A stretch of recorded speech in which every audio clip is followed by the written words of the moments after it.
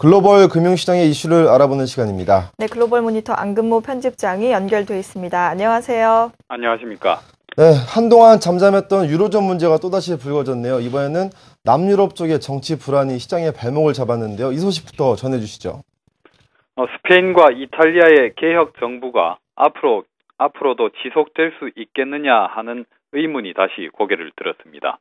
스페인의 현직 라호이 총리가 비자금 의혹과 관련해서 야당으로부터 퇴진 요구를 받은 것이 금융시장을 결정적으로 자극했습니다.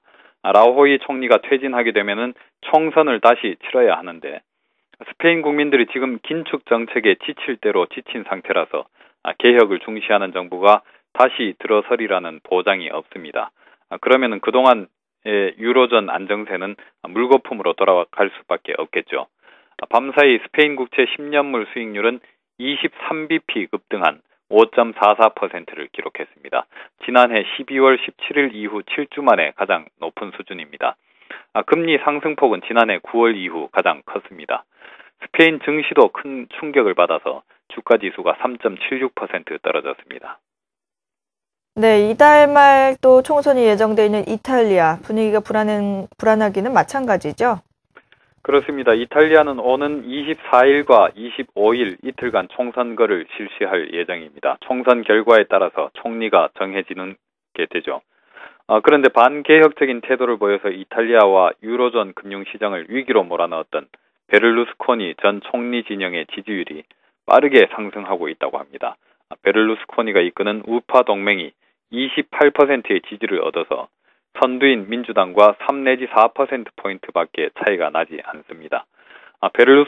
베를루스코니는 그동안 유로존에서 탈퇴해도 좋다는 식의 발언을 일삼았던 인물이기도 합니다. 이탈리아 역시 국민들이 긴축 개혁에 지쳐있는 상태라서 어떤 정권이 들어설지 장담하기가 어렵습니다. 이탈리아 국채 10년물 수익률은 15bp 급등한 4.48%를 기록해서 올 들어 최고치를 나타냈습니다. 이탈리아 증시도 4.5% 폭락세를 기록했습니다.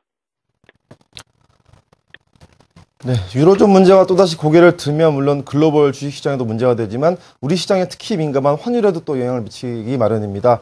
최근에 유로화가 강세를 이어왔었는데 또다시 좀 하락세로 좀 돌아섰나요? 어땠습니까?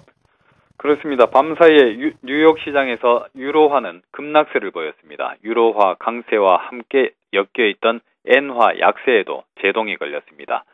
어제 도쿄 시장에서 93엔선까지 넘어섰던 달러엔 환율은 유로화가 약세로 급반전하자 92엔대 초반으로 급락했습니다. 엔화가 강세로 급반전한 거죠. 지난해 하반기 이후에 우리나라 증시 수급 상황을 보면 이렇습니다. 유로화가 비교적 안정된 상황에서 원화 가치가 절상되면은 우리 증시는 외국인 주도의 상승세를 보였습니다. 원화 강세와 외국인 순매수가 상호작용하면서 증시가 올랐던 겁니다. 반면에 원화 가치가 상승하더라도 유로존이 불안해지면은 우리 증시 약세를 보였고요. 그런데 최근에는 유로존이 너무 좋아지면, 그래서 유로화가 너무 강해지면은 우리 증시 수급에는 단기적으로 좋지 않다는 사실을 알게 됐습니다. 외국인 투자자들이 돈을 빼내서 유럽으로 옮겨가 버리는 현상이 나타난 거죠. 그렇다고 해서 유로화 랠리에 급제동이 걸린 사실을 반기기는 어려울 듯합니다. 앞서 말씀드린 대로 유로가 안정된 상황에서 원화 강세가 나타나는 조건이 가장 바람직한, 지금은 유로존 가장 바람직한데 지금은 유로존 불확실성이 고개를 든 상황입니다. 어제 한국은행 금융통화위원회 인터뷰가 원화 강세를 촉발한 것을 보면은 우리 정부는 환율 하락세를 싫어하지 않는다는 사실을 추정할 수 있습니다. 그렇다면 당분간은 유로존의 불확실성이 어떻게 전개되는지를 더욱 주목해서 관찰할 필요가 있습니다. 이 부분이 안정된다면은 우리 증시의 수급 상황도 개선될 것으로 기대할 수가 있겠습니다. 네, 잠잠했던 유로존 불안이 다시 고조되고 있습니다. 네, 바로 어제죠. 안근모 편집장께서 뉴욕과 유럽 시장의 경계감이 고개를 들 수 있는 환경이 되고 있다라고 말씀을 해주셨는데 불과 하루 만에 시장의 변동성을 키울 만한 이벤트들이 드러나기 시작했습니다.